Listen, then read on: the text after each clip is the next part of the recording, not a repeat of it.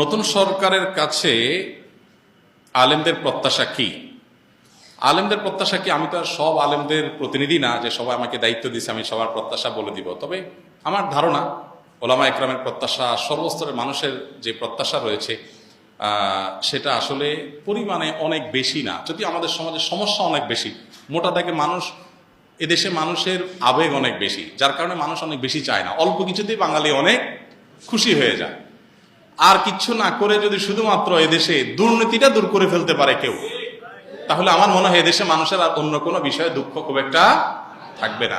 যদি দুর্নীতি মুক্ত সমাজে কোথাও কোনো টাকা লাগবে না, মামু খালু লাগবে না, হাই হ্যালো লাগবে না, সবার জন্য একরকম নিয়ম থাকবে, এটা যদি করা যায়, অর্থাৎ অবিচার, বৈষম্য, জুলুম, চাঁদাবাজি, ঘুষ, এগুলোকে যদি জাদুঘরে পাঠিয়ে দেওয়া যায়, এগুলো যদি করতে দেওয়া না হয়, জিরো টলারেন্সে যাওয়া হয়, এটা যদি প্রতিষ্ঠা করা যায়, আমার মনে হয় এই